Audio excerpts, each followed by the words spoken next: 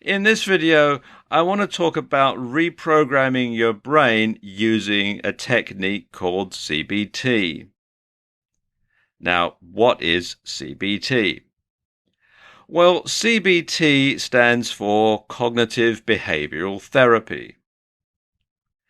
And according to the UK's National Health Service, cognitive behavioural therapy, otherwise known as CBT, is a talking therapy that can help you manage your problems by changing the way you think and behave.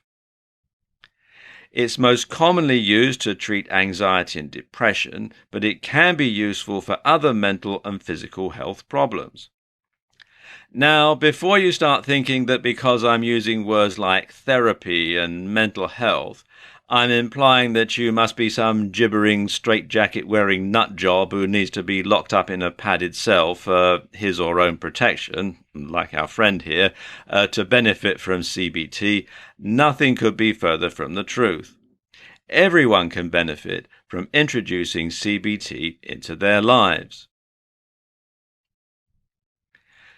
CBT is based on the concept that your thoughts, feelings, physical sensations and actions are interconnected, and that negative thoughts and feelings can trap you in a vicious cycle.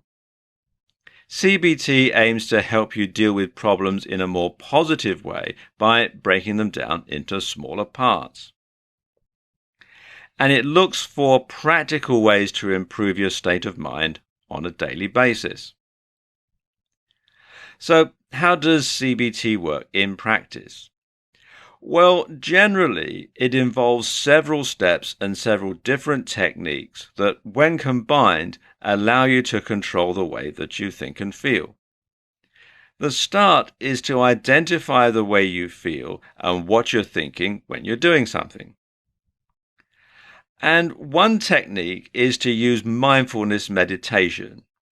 Simply by choosing not to let your thoughts and emotions affect you, you can become less controlled by them and less susceptible to your own fears and negative thoughts. Just empty your brain and concentrate on the here and now and what's going on around you.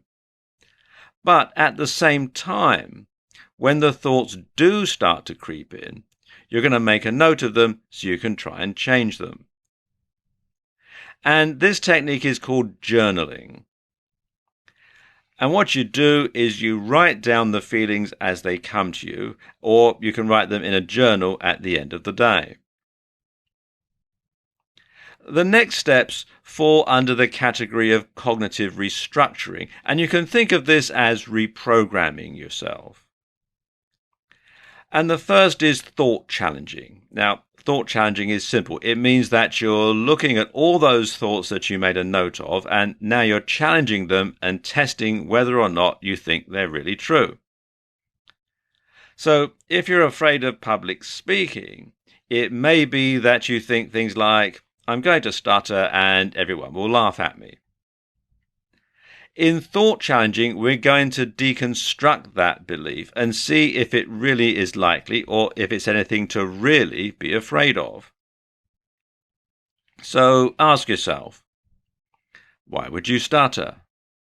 Do you normally stutter when you talk? Why would people laugh at you? Are people usually that unkind? Would you laugh if someone had a hard time giving a speech? Or would you be more sympathetic and understanding than that? Does it matter? If you aren't going to see these people again, why does it matter what they think of you? Ask yourself these things and focus on the fact that the worst case scenario really isn't all that bad. Once you can start doing that, you'll see there's nothing to be afraid of. You can even repeat a maxim to yourself as a positive affirmation. It really doesn't matter what these people think of me. It really doesn't matter what these people think of me. You can think that to yourself over and over again.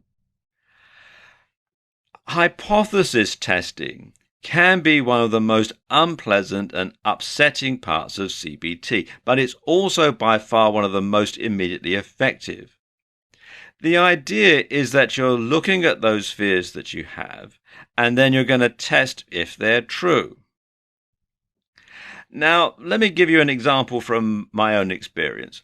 When I was a boy, I had a terrible fear of escalators.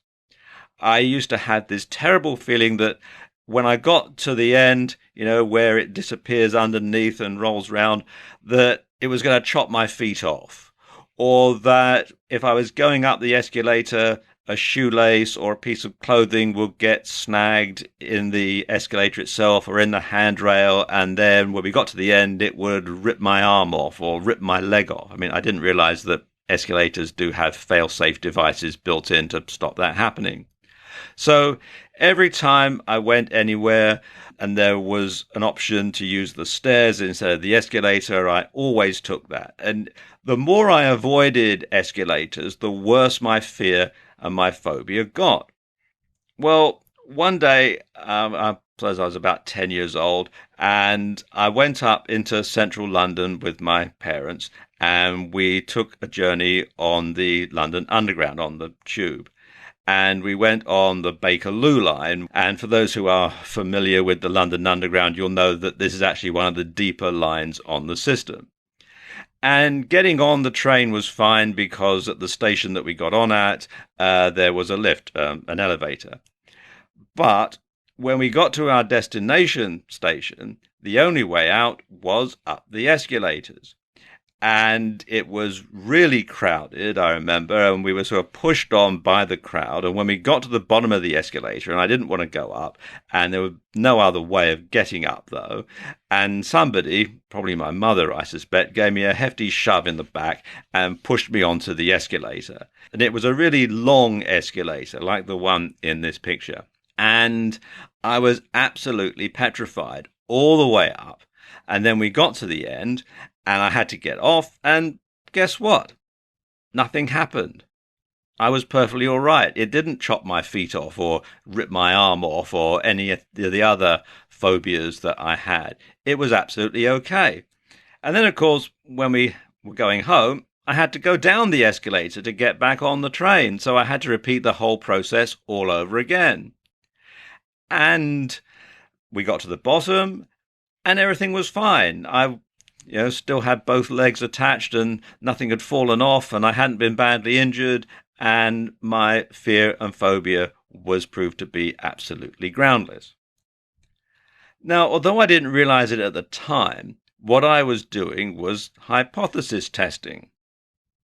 My parents and everybody else using the escalator knew that nothing bad was going to happen. And deep down inside, I probably knew that too. All I needed was to have the hypothesis put to the test. And it worked, and my fear of escalators vanished. And when I grew up, I worked in central London for many years, and I used to go up 2 flights of escalators at Tottenham Court Road Tube Station every day, and I had absolutely no trouble at all. Now, obviously, you have to use some caution here.